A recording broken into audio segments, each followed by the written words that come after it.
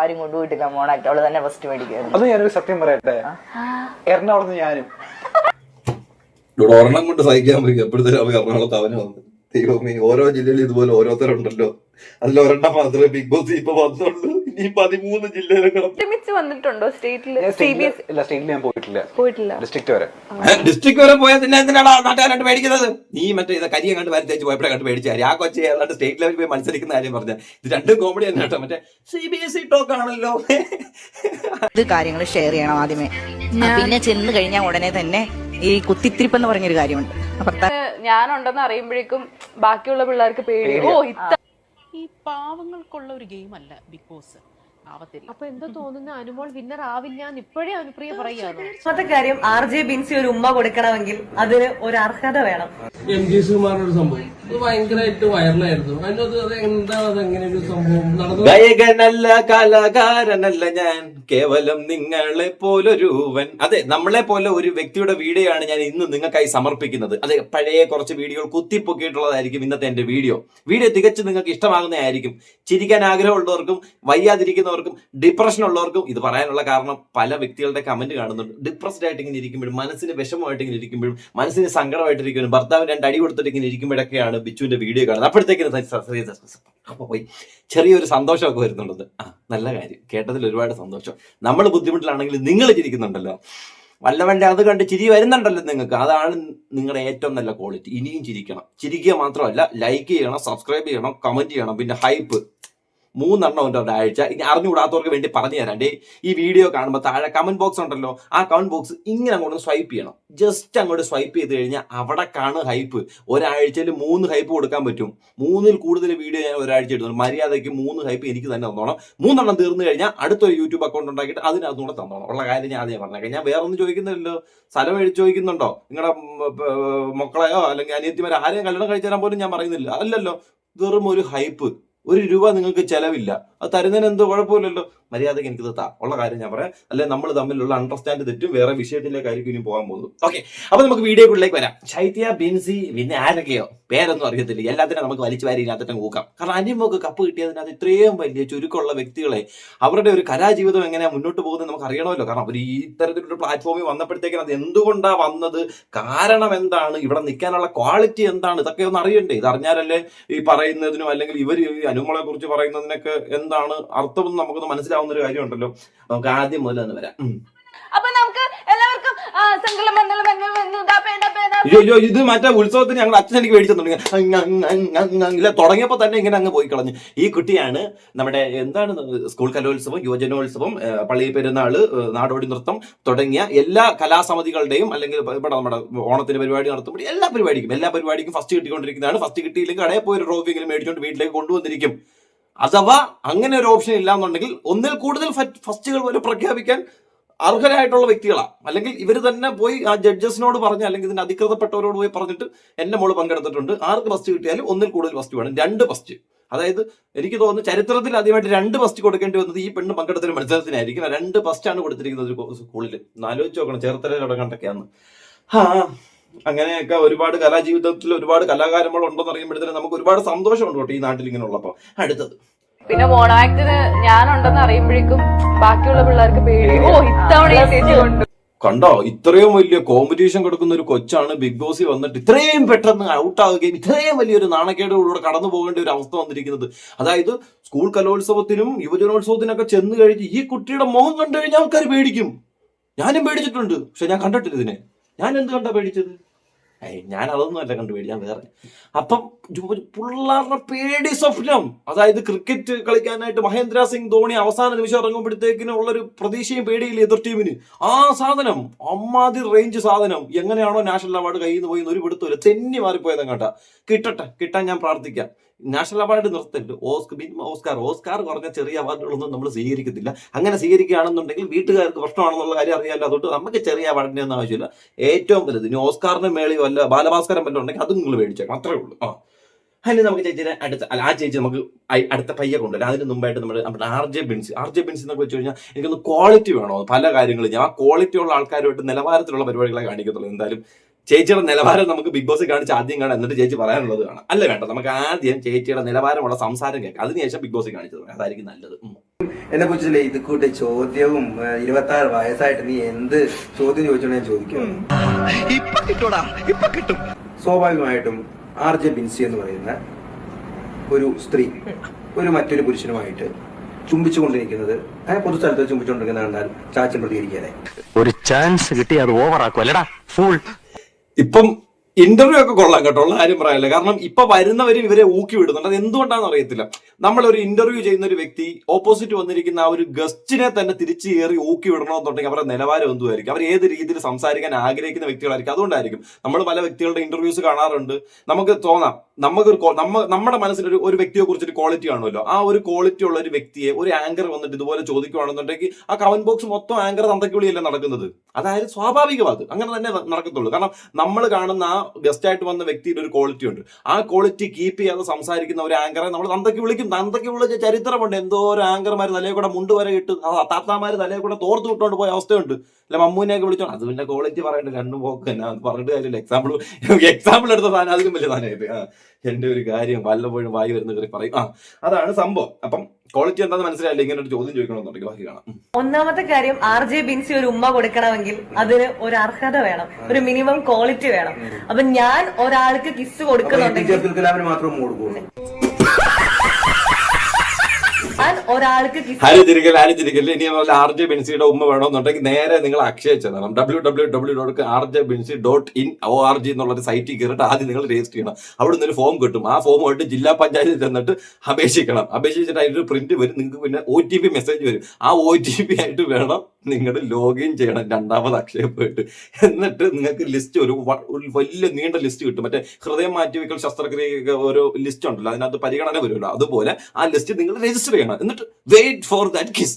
അങ്ങനെ ഇരുന്നാലേ ഈ ഒരു ക്വാളിറ്റിയോട് കൂടിയിട്ടുള്ള ഇത്തരത്തിലുള്ള കിസ് നിങ്ങൾക്ക് ലഭിക്കൂ. ഒരുപാട് പ്രൊസീജിയറുകളുണ്ട്. അതായത് പട്ടാളത്തിൽ കയറുന്നതിനും പോലീസിൽ കയറുന്നതിനും ഇപ്പൊ രാഷ്ട്രീയത്തിലാണെങ്കിൽ ശരി, ഒരു മത്സരാർത്ഥി വിജയിക്കണമെങ്കിലും അതിനും വലിയ വലിയ നാമനിർദ്ദേശ പത്രിക കൊടുക്കുന്നതിനെക്കാട്ടിലും കൂടുതൽ പ്രൊസീജിയറാണ് ഈ കാര്യം. പിന്നെ റേഷൻ കാർഡിൽ ഉണ്ടായിരിക്കണം, ആധാറിലും ഉണ്ടായിരിക്കണം, ക്ലിയർ ആയിരിക്കണം, പ്രായം ഇന്ന ആയിരിക്കണം, ഹൈറ്റ് വേണം, വെയിറ്റ് വേണം, എല്ലാം ക്ലിയർ ആണെങ്കിൽ മാത്രമേ ഇത്തരത്തിലുള്ള ഒരു ക്വാളിറ്റിയോട് കൂടിയുള്ള ഒരു ഉമ്മ നിങ്ങൾക്ക് കിട്ടും. അതും ആരുടെ? RJ ബിൻസി. ഒരിക്കലും വിചാരിക്കില്ല RJ എന്നുള്ളത് ഇൻഷ്യലാണെന്ന്. റേഡിയോ ജോക്കിയാണ്. പലരും പറയുന്നുണ്ട് RJ ബിൻസി എന്ന് പറയുമ്പോഴത്തേക്ക് അത് മറ്റേ അതല്ല. ഓക്കെ, അപ്പൊ നമുക്ക് ചേച്ചിയുടെ ക്വാളിറ്റിയും ചേച്ചിയുടെ കിസ്സും കഴിഞ്ഞു. ഇനി ചേച്ചി ആ ക്വാളിറ്റിയോട് കൂടി കാണിച്ചിട്ടുള്ള കാര്യം നമുക്ക് നോക്കാം. നീ വലിയ മികച്ച ആളായതുകൊണ്ട് എല്ലാവരും ഇവിടെ ഇരിക്കുന്നത്, നിന്റെ കഴിവുകൊണ്ട് എല്ലാവരും ഇവിടെ ഇരിക്കുന്നത്, പുറത്ത് പൈസ എണ്ണിക്കോർത്തോണ്ട് മാത്രമാണ് ഇരിക്കുന്നത്.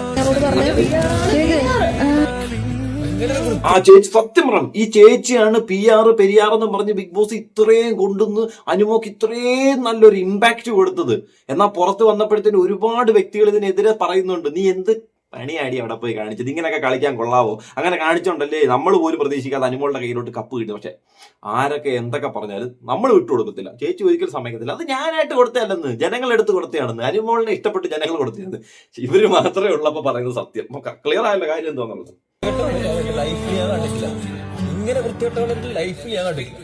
അനുമോള് ജയിക്കാം.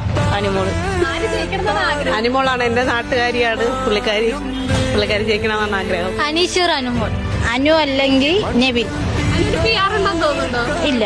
ഇതാണ് സംഭവങ്ങളുടെ കറക്റ്റ് വികാരം. മനുഷ്യർക്ക് ഈ ഒരു ഷോ, ഈ ഒരു സീസൺ കണ്ടപ്പോഴുണ്ടായ വികാരം. ഇപ്പൊ 5ാമത്തെ സീസൺ നമ്മൾ നോക്കിക്കഴിഞ്ഞാൽ ഏതാണ്ട് ഒരു 10-20-25 ദിവസം ആയപ്പോൾ തന്നെ അഖിൽമാരാറിലേക്ക് ഈ ഒരു കളി അങ്ങ് ചുരുങ്ങി അങ്ങ് പോയി.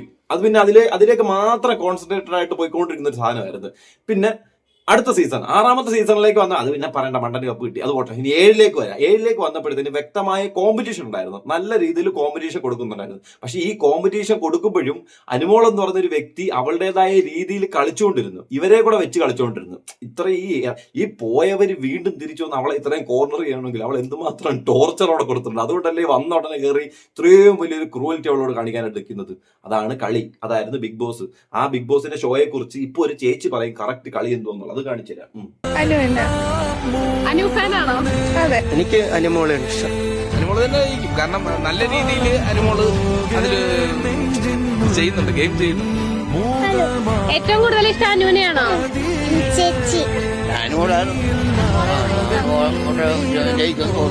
അനു ഇപ്പൊ ഭയങ്കരമായിട്ടുള്ള ഒരു ടോർച്ചർ, ഇത് ചുറ്റുപാടും എല്ലാം അവള് വിശ്വസിച്ചവരെല്ലാം അവളെ ഒറ്റപ്പെടുത്തുന്നു. സ്ട്രോങ് അല്ല. അതെ അതെ. അനുമോള് ജയിക്കും എന്നുള്ളതാണ് പ്രതീക്ഷ. ഇതാണ് ജനങ്ങൾക്കിടയിൽ ഏറ്റവും കൂടുതൽ ഉണ്ടായിരിക്കുന്ന ഒരു കാര്യം. അവൾ ഏറ്റവും കൂടുതൽ ടോർച്ചർ അവിടെ അനുഭവിച്ചു. ആര് ടോർച്ചറാക്കി? അവള് തന്നെ ടോർച്ചറാക്കി. ആരെ ടോർച്ചറാക്കി? ഓപ്പോസിറ്റ് നിന്ന ഈ കണ്ടസ്റ്റൻസിനല്ലേ ഇവള് ടോർച്ചർ കൊടുത്തു. അപ്പോഴത്തേന് ഇവരെല്ലാം കൂടെ ഒന്നിച്ച് നിന്നുകൊണ്ട് ഇവളെ ടോർച്ചർ ചെയ്തു. അങ്ങനെ അനുമോളുടെ കയ്യിൽ കപ്പ് കിട്ടി. അല്ലാതെ പ്രത്യേകിച്ച് വലിയ വിഖ്യാത വ്യാഖ്യാനപരമായ കാര്യങ്ങളൊന്നും അല്ലായിരുന്നു. അവള് സിമ്പിൾ ആയിട്ട് അവൾക്ക് അറിയാവുന്ന രീതിയിൽ ഒന്ന് കളിച്ച്, അല്ലെങ്കിൽ അവള് വെച്ച ചീഞ്ഞ വലയ്ക്കകത്ത് നിങ്ങൾ മൂക്കും കുത്തി വീണ് കളിച്ചു, കയറി, പിന്നെ മേളിലേക്ക് കയറി വന്നിട്ട് അങ്ങനെ അങ്ങനെ ഒന്നൊന്നും പറഞ്ഞിട്ടെങ്കും ഒരു കാര്യം നടക്കാൻ പോകുന്നില്ല. ഇനി നമുക്ക് ബാക്ക് ടു അഡ്വക്കേറ്റ് ഷൈത്യയിലേക്ക് വരാം. ഷൈത്യയുടെ ഒരു മീം ഇട്ട് സൂപ്പർ വിശ്വവിഖ്യാതമായ മീം ഇട്ട് ആദ്യമായിട്ട് മീൻ വെട്ടാൻ പോകും. ഞാൻ വെജിറ്റേറിയൻ. ഞാൻ മീൻ വെട്ടാൻ പോവല്ല, എന്നെ കൊണ്ട് വെട്ടിപ്പിക്കാൻ പോകും. ഇത്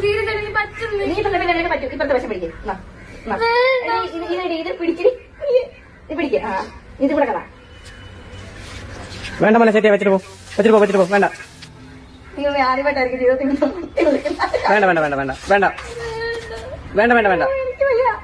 ജീവിതത്തിൽ ആദ്യമായിട്ടൊരു മത്തി എടുത്തിട്ട് ഞാനൊന്ന് മുറിക്കാൻ നോക്കിയത്. അത് ഈ പരിവായപ്പോഴത്തേക്ക് കരച്ചിൽ തോന്നി. ചെറുക്കന്മാർ കല്യാണം കഴിക്കാൻ ഉദ്ദേശിക്കുന്ന ചെറുക്കന്മാരുടെ ശ്രദ്ധയ്ക്ക് മീൻ കഴിക്കാത്ത അതിന് മാത്രമേ ആലോചിച്ചിട്ട് വരും. നല്ലൊരു പെണ്ണാലോചനയായപ്പോ. എന്നാലും വ്ളോഗിങ് പരിപാടിയൊക്കെ ഇങ്ങനെ തുടങ്ങിയില്ല. ആ മീനിന് ജീവനുണ്ടായിരുന്നു. എഴുന്നേറ്റ് ഒന്ന് വാല് വെച്ച് മുഖത്ത് 2 അടി അടിച്ചിട്ട് ഇറങ്ങി പോയനായിരുന്നു. എഴുന്നേറ്റ് പൊടി എന്ന് പറഞ്ഞുകൊണ്ട് എന്തുവാണ് എന്താ ചത്ത മീനെ വെച്ച് കാണിച്ചോണ്ട്. ഇതെല്ലാം ഒരു വ്ളോഗ്. ഇതെല്ലാം കാണാൻ ആൾക്കാർ മീനെടുത്ത് കൈ വെച്ചോണ്ട്, കത്തിയെടുത്ത് കൈ വെച്ചോണ്ടിരുന്ന് കരയുന്നു. മീൻ വെട്ടാൻ പറ്റുന്നില്ല. അതൊക്കെ നമുക്ക് കുറ്റം പറയാൻ പറ്റത്തില്ല. ചിലപ്പോൾ ചിലർക്ക് ചത്ത മീനെ വെട്ടാൻ പേടിയായിരിക്കും, ചിലപ്പോൾ ജീവനുള്ള മീനെ വെട്ടാൻ പേടിയായിരിക്കും, ചിലർക്ക് കോഴിയെ വെട്ടാൻ പേടിയായിരിക്കും. ചിലപ്പോൾ വേണ്ട അങ്ങനെയൊന്നും പറയണ്ട, ഞാൻ അടിച്ചു. അപ്പം അങ്ങനെയുള്ള ഒരുപാട് പരിപാടികളൊക്കെ ഇതിനകത്ത് സംഭവിക്കാം ഇല്ലേ? അപ്പം കൊള്ളാം. എന്തായാലും എനിക്ക് ഇങ്ങനത്തെ ഒരു വ്ളോഗ് കാണുമ്പോൾ ഭയങ്കര ക്രിഞ്ച് അടിക്കും. ഇതൊക്കെ അവോയ്ഡ് ചെയ്യാൻ പറ്റുന്ന കാര്യങ്ങളല്ല. അതൊക്കെ അവോയ്ഡ് ചെയ്യാൻ വിടണമായിരുന്നു. അല്ലതൊക്കെ കാണുമ്പോൾ ഭയങ്കര ക്രിഞ്ച് സാധനം. അത് നമുക്ക് അങ്ങോട്ട് ഇഷ്ടപ്പെടാനില്ല. അതുകൊണ്ട് എടുത്തിട്ടതാ. ഇനിയാണ് നമ്മുടെ അനിമോളുടെ കളിയെക്കുറിച്ച് വിവരിക്കാനായിട്ട്. Come on please. ഈ പാവങ്ങൾക്കുള്ള ഒരു ഗെയിം അല്ല ബിഗ് ബോസ്. ബിഗ് ബോസ് എന്ന് പറയുന്നത് നല്ലോണം ഗെയിം കളിക്കാൻ അറിയണം, പ്ലെയർ ആയിരിക്കണം.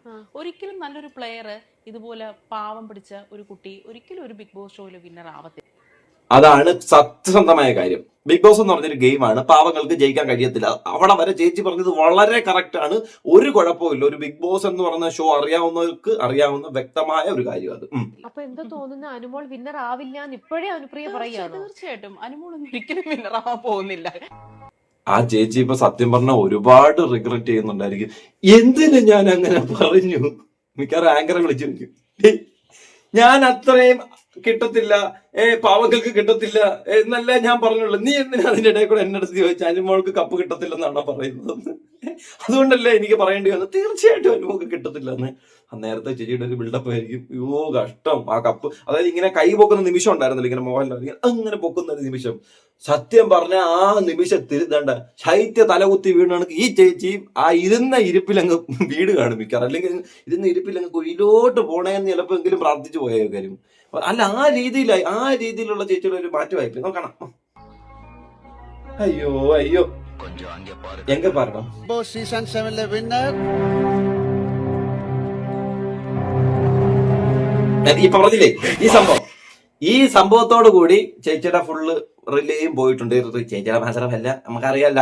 ഒരാൾ പിന്നെ പ്രഥമ ദൃഷ്ടിയാ നമ്മുടെ മുന്നിൽ ഇരുന്ന് റിലേ കളഞ്ഞ്, കുറച്ച് പേര് അവിടെ എവിടെയൊക്കെ റിലേ പോയില്ല എന്ന് പറഞ്ഞ് നിന്ന്, ചിലർക്ക് പിന്നെ ഒരു എക്സ്പ്രഷനും ഇല്ലാതിരുന്നു. അതൊക്കെ എന്താണ് ഇതിന്റെ ഭാഗമാണെന്നൊക്കെ നമുക്ക് വ്യക്തമായിട്ട് അറിയാം. പിന്നെ ഈ ഒരു കളി എന്താണെന്നുള്ളത്, കളി വ്യക്തമായിട്ട് മാനിപ്പുലേഷൻ ആയിരുന്നു. അതായത് നമ്മുടെ അനുമോള് കാണിച്ചത് വ്യക്തമായ മാനിപ്പുലേഷൻ ആയിരുന്നു. കപ്പിന് വേണ്ടി പോയതാ, ജയിക്കാൻ വേണ്ടി പോയതാ. അതുകൊണ്ട് ആ 100 ദിവസം ആ ഓരോ വീക്ക് നമ്മൾ പിടിച്ചിരിക്കണം. അല്ല ഓരോ വീക്കും നമ്മൾ പിടിച്ച് നിന്ന് നോമിനേഷനിൽ നിന്ന് രക്ഷപ്പെടാൻ വേണ്ടിയിട്ടുള്ള കളി അനുമോള് കളിച്ചു. അത് വ്യക്തമായിട്ട് അവൾ ഇതിനകത്ത് പറയുന്നുണ്ട്. MG സുകുമാറിന്റെ സംഭവം ഭയങ്കരമായിട്ട് വൈറലായിരുന്നു.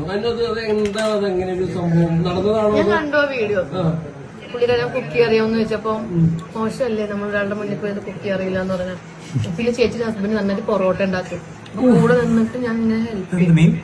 അയല. അപ്പം പുള്ളി അങ്ങനെ ഞാൻ ചേട്ടനെ സഹായിച്ചിട്ടുണ്ടായിരുന്നു പൊറോട്ട ഉണ്ടാക്കാൻ. വലിയ കാര്യത്തിൽ എനിക്ക് പൊറോട്ട ഉണ്ടാക്കാൻ അറിയാം, ഇതുണ്ടാക്കാൻ അറിയാം. ഞാൻ തള്ളിയതാ. അത് വലിയ പണിയായിട്ട് ഒരു എനിക്കറിയില്ല. പണിയൊന്നുമില്ല, കുഴപ്പമില്ല, എനിക്കൊന്നും വലിയ കാര്യമില്ല. പിന്നെ അല്ലാതെ ഞാൻ ആനയ്ക്ക് മാത്രമേ എത്ര തൊലിക്കെട്ടിട്ടുള്ളൂ. എന്നാലും അനുമോക്ക് ഇതിൽ കൂടുതൽ തൊലിക്കെട്ടുണ്ടെന്ന് എനിക്ക് വ്യക്തമായിട്ട് ഈ ഒരു ഷോ കഴിഞ്ഞ് മനസ്സിലായ ഒരു കാര്യമാണ്. പക്ഷെ നല്ല കാര്യം കേട്ടോ. ആ കപ്പ് കിട്ടിയാൽ നമുക്കറിയാമല്ലോ, ഈ വീഡിയോ ചെയ്യുന്നതിനകത്ത് നമ്മളിപ്പം നിലവിൽ ഏറ്റവും കൂടുതൽ ചെയ്തിട്ടുള്ള അനുമോൾ എന്ന് പറഞ്ഞ വ്യക്തിയെ സപ്പോർട്ട് ചെയ്തുകൊണ്ട് തന്നെ. പക്ഷെ ആ കാണിച്ച കളിക്കകത്ത് അത് വ്യക്തമായ ഒരു കളി തന്നെയായിരുന്നു. അതായത് ചിലപ്പോൾ കണ്ടവരെയും കൂടെ കളിപ്പിക്കുന്ന ഒരു കളിയാണ് അനുമോള് കളിച്ചത്. അതിനകത്ത് കപ്പ് കിട്ടിയത് ഐ അപ്രിഷിയേറ്റ് യു. അതാണ് കളി, അങ്ങനെ വേണം കളി. അല്ലാതെ ഒരു മനുഷ്യനെ മാത്രം പൊക്കിക്കൊണ്ടുപോയി അല്ലെങ്കിൽ വാഴ്ത്തിക്കൊണ്ടുപോയി ആ സ്ട്രെയിറ്റ് ഫോർവേഡ് മാത്രം കളിച്ച് ആ ഒരു രീതിയിൽ മാത്രം ജയിച്ചു വരിക, അത് മാത്രമല്ല ബിഗ് ബോസ്. ബിഗ് ബോസ് ആ 100 ദിവസത്തെ നിലനിൽപ്പ്, ആ നിലനിൽപ്പ് വ്യക്തമായിട്ട് അനുമോള് കാണിച്ചു. അപ്പൊ ഇനിയും വരുന്നൊരു കോ കണ്ടസ്റ്റന്റ്, ഇപ്പം നെക്സ്റ്റ് കണ്ടസ്റ്റന്റ് ഇപ്പൊ നിങ്ങൾ നോക്കിയാൽ മതി. മുമ്പ് വന്നിട്ടുള്ള വിജയിച്ച് വന്നവരെല്ലാം അവരുടെ വായ്ത്താളം കൊണ്ട്, അതായത് സംസാര ശൈലി കൊണ്ട് വിജയിച്ചു വന്നവർ. അപ്പൊ നമ്മുടെ മനസ്സിൽ ഒരു കോൺസെപ്റ്റ് കയറി കാണും, ഇത്തരത്തിൽ നമുക്ക് സംസാരിച്ചാലും അല്ലെങ്കിൽ ഇത്തരത്തിൽ നിന്നാൽ മാത്രമേ ഈ ബിഗ് ബോസ് എന്ന് പറഞ്ഞ ഷോയിൽ വിജയിയായിട്ട് വരാൻ പറ്റത്തുള്ളൂ. അതിൽ നിന്നും 6-7 ഒരു മാറ്റം വന്നു. 6 മണ്ടൻ. അപ്പൊ മണ്ടന്മാർക്ക് കിട്ടുമെന്ന് നമുക്ക് വ്യക്തമായി മനസ്സിലായല്ലോ. പിന്നെ 7 വന്നപ്പോഴത്തേക്കിന് അങ്ങനെ കൊണ്ട് സംസാരിച്ച് നിൽക്കുക മാത്രമല്ല, ആ വീട്ടിൽ പിടിച്ചു നിൽക്കുക, ഏത് വിധേനെ ആ വീട്ടിൽ പിടിച്ചു നിൽക്കുക എന്നൊരു കോൺസെപ്റ്റ് കൊണ്ടുവന്നു. അതിപ്പോ അനുമോള് കൊണ്ടുവന്നു. അഖിൽമാരാർ മറ്റേ വായ്ത്താളം കൊണ്ടുള്ള കോൺസെപ്റ്റ് കൊണ്ടുവന്നു. അതാണ് സംഭവം.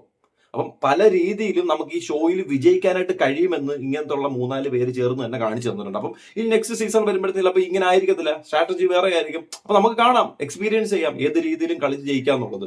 അത് സത്യം പറഞ്ഞാൽ അനുമോള് നല്ലൊരു തുടക്കമാണ് ഈ ഒരു കാര്യത്തിന് ഇട്ടത്. അത് തന്നെയാണ് അവിടെ കാണിച്ചതും സംസാരിച്ചതും. ഫുഡ് ഉണ്ടാക്കുന്നതിന്റെ ഇടയിലാണെങ്കിൽ, അതായത് ഫുഡ് ഉണ്ടാക്കുന്നതിന്റെ ഇടയിൽ നിങ്ങൾക്ക് നോക്കിയത് ഞാൻ തന്നെ വിളമ്പിത്തരും, ഞാൻ തന്നെ കൊടുക്കും എന്ന് പറയുമ്പോഴത്തേന് അതിനൊരു മറുസൈഡ് നോക്കുമ്പോഴത്തേക്കിന് ഈ പാചകം ചെയ്യുന്നവരുടെ ഒരു സാറ്റിസ്ഫാക്ഷൻ ആണ് ഇത് വിളമ്പി കൊടുക്കുക എന്നുള്ളത്. അപ്പൊ മറ്റേ സൈഡിൽ നിൽക്കുന്ന കുറച്ച് വ്യക്തികൾ ചോദിക്കും, അവൾ ഉണ്ടാക്കുന്നുണ്ടല്ലോ, വിളമ്പി നമ്മൾ കൊടുത്തുകൂടെയെന്ന്.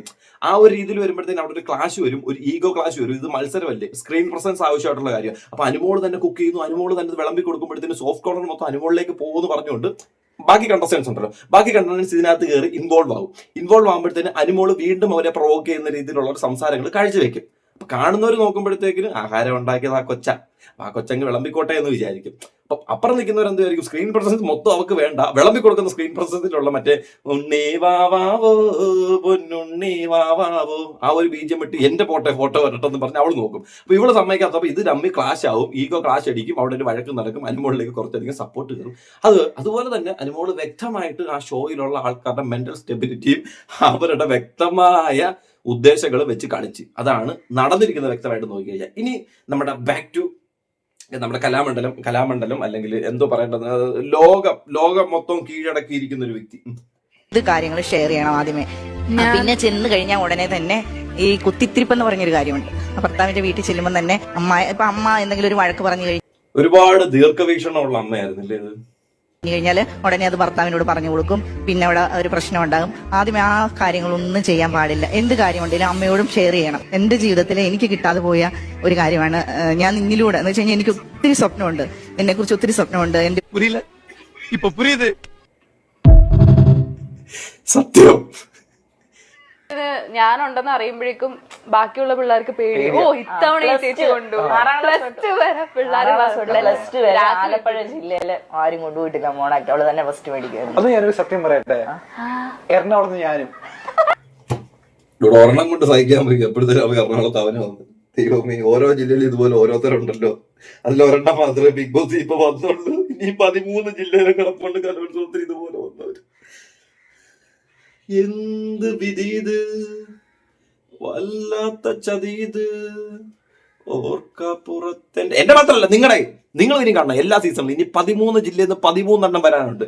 എട്ടാമത്തെ സീസൺ 7ാമത്തെ സീസൺ ആയിട്ടുണ്ട്. ഇനി 10, 7, 10, 17, 18, 19, 20 ബിഗ് ബോസ് സീസൺ 20 വരെ ഓരോ കലാമണ്ഡലം കയറി ഇറങ്ങും. ഇതുപോലെ വരും. മിക്കവാറും അടുത്ത ഇവനായിരിക്കും. ഇവന്റെ പേര് ദാവൂദ് ഇബ്രാഹിം അല്ലല്ലോ, അങ്ങനെ ഒരു പേരും കണ്ട അവനായിരിക്കും ഇനി അടുത്തത്. ഇനി അവന്റെ ഒന്നും കേൾക്കേണ്ടി വരും നമ്മള്. ഭയങ്കര കണക്ട് ചെയ്യാൻ പറ്റും. അതായത് നമ്മളിപ്പോ ഡിസ്ട്രിക്ട് ലെവലിലൊക്കെ നമ്മൾ മോണാക്ട് മത്സരത്തിന് പോകുന്ന സമയത്ത് മറ്റൊരു സ്കൂളിലെ പിള്ളേരൊക്കെ എന്താ പറയുക, എന്നെ ഒരുപാട്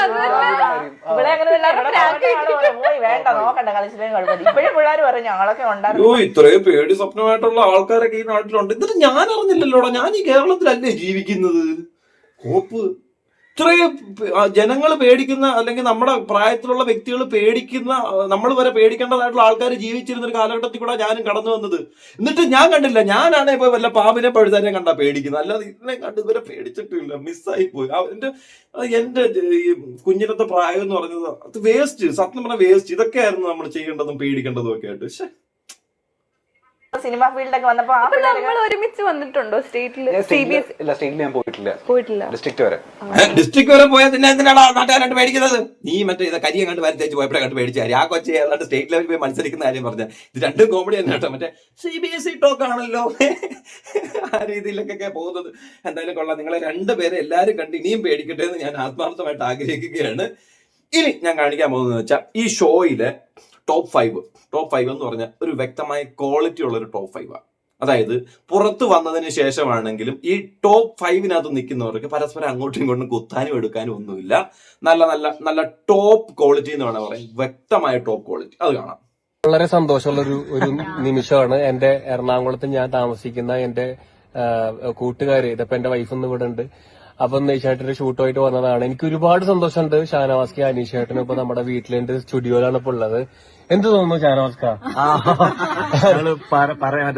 ഷൂട്ട് കഴിഞ്ഞ് പറയാതെ വന്നുകൊണ്ടുള്ള ഒരു പ്രശ്നം മാത്രമേ ഉള്ളൂ. അല്ലാന്നുണ്ടെങ്കിൽ നല്ല ഫുഡൊക്കെ ഇവരെ കൊണ്ട് വെപ്പിച്ചിട്ട് കഴിച്ചിട്ട് ഇവിടുന്ന് പോകുള്ളൂ. ഫുഡ് ഉണ്ട് കേട്ടോ, ഞാൻ ഇപ്പോഴും പറയുന്ന ഫുഡ് ഉണ്ട്. നേരെ വൈകിട്ടാണ് ഫുഡ് ഉണ്ട്. അത് പറഞ്ഞു അനീഷേട്ടാ ഒരുപാട് സന്തോഷം. കാരണം അനീഷേട്ടൻ ഇത്ര പെട്ടെന്ന് എന്റെ വീട്ടിൽ വിചാരിച്ചില്ല. ശരിക്കും അതൊരു സർപ്രൈസ് ആയി. ശരിക്കും നമ്മള് ഷൂട്ടിന് വരുമ്പോ ഏറ്റവും അടുത്താണ് അക്ബറിന്റെ വീട്. അപ്പൊ അക്ബറിന്റെ വീടിന്റെ അടുത്ത് വരുമ്പോ അക്ബറിന്റെ വീട്ടിലേക്ക് കേറാതെ പോയാൽ എങ്ങനെ ശരിയാവും? ഞാനെന്താ പറഞ്ഞാരോ, അങ്ങനെ പറഞ്ഞിട്ട് വരികയാണെങ്കിൽ കുറച്ചുകൂടി ഐറ്റംസ് കൂട്ടിണ്ടാക്കിയാണ്. അത് ഇതിനെ കുറിച്ച് പറയാറുണ്ട്. അപ്പൊ ഒരുപാട് സന്തോഷം അനീഷേട്ടാ. ഇതൊരു വലിയ മൊമെന്റ് ആണ്. Thank you so much for north Indian food കഴിക്കാൻ. തീർച്ചയായിട്ടും ഞങ്ങള് ക്ഷണമായിട്ട് കബാബൊക്കെ ഉണ്ടാക്കി വെച്ചിട്ടുണ്ട്. അതാണ് അത് കിട്ടാത്തോണ്ടാ പറഞ്ഞത്. അത് നമുക്ക് അന്ന് കിട്ടിയില്ലല്ലോ. ഓക്കെ, അപ്പൊ ഞാന് താങ്ക് യു. ഷോയിൽ നിന്ന് ഇറങ്ങിയതിന് ശേഷം അവർക്ക് പറയാനുള്ള കാര്യങ്ങൾ ആദ്യത്തെ വീഡിയോയിലൂടെ ഒരു ലൈവിലൂടെ പറഞ്ഞ് അവസാനിപ്പിച്ചതിന് ശേഷം ഇതുപോലൊരു ക്വാളിറ്റി മെയിൻറ്റെയിൻ ചെയ്ത് പോകുന്നുണ്ട്. ഇപ്പൊ ഷോയുമായിട്ട് ബന്ധപ്പെട്ടിട്ട് ഞാൻ ചെയ്ത വീഡിയോസിനകത്ത് ഈ നിൽക്കുന്ന വ്യക്തികൾക്കെതിരെ ഒരുപാട് ഞാൻ സംസാരിച്ചിട്ടുള്ള ഒരു വ്യക്തി തന്നെയാണ്. പക്ഷെ അതിനുശേഷം അത് ആ ഷോ അവരവിടെ കളയുന്നു, അതുപോലെ നമ്മൾ അവിടെ കളയുന്നു. പക്ഷെ അതിനുശേഷം ഇവർ വന്നതിന് ശേഷം ജസ്റ്റ് അവർക്ക് പറയാനുള്ള കാര്യം എന്താണെന്ന് അവർ വ്യക്തമായിട്ട് ആദ്യത്തെ വീഡിയോയിലോ അല്ലെങ്കിൽ ആദ്യത്തെ ഒരു ഇന്റർവ്യൂലോ ലൈവിലോ എന്ത് വാട്ട് എവർ ഇറ്റ് ഈസ് അതിനകത്ത് അവർ ചെയ്തു കൊടുത്തിട്ടുണ്ട്. അതിനുശേഷം വരുമ്പോഴത്തേക്കും ഇവരുടേതായ ജീവിതവും ഇവരുടേതായ രീതിയിൽ മാത്രം മാറി ആ ഒരു രീതിയിൽ പോയിക്കൊണ്ടിരിക്കുക. പക്ഷെ മറ്റു ചിലര് പലരും വീണ്ടും കോൺട്രവേഴ്സിയിലേക്ക് നിറയാനുള്ള കാരണം എന്താണെന്ന് ചോദിച്ചു കഴിഞ്ഞാൽ നേരത്തെ പറഞ്ഞു വെച്ചിട്ടുള്ളത് ചെയ്തു വെച്ചിട്ടുള്ള കാര്യങ്ങളൊക്കെ മൂർഖപ്പാതയെ പോലെ കറങ്ങി ഇവരുടെ നെഞ്ചത്തേക്ക് വരുന്നത് കൊണ്ട് മാത്രമാണ്. അപ്പം എന്തായാലും കൊള്ളാം. ഇതുപോലുള്ള ഇനിയുള്ള പാസ്റ്റുകളൊക്കെ ഉണ്ടെങ്കിൽ ജനങ്ങൾ കുത്തിപ്പൊക്കിയെടുത്ത് കൊണ്ടുവരട്ടെ. അത് എവിടെ പോവാതെ കറങ്ങി തിരിഞ്ഞ് എന്റെ കീഴിലോട്ട് തന്നെ വരട്ടെ എന്ന് ഞാനും ആത്മാർത്ഥമായിട്ട് ആഗ്രഹിച്ച് നമസ്കാരം, ശരിയെന്ന്.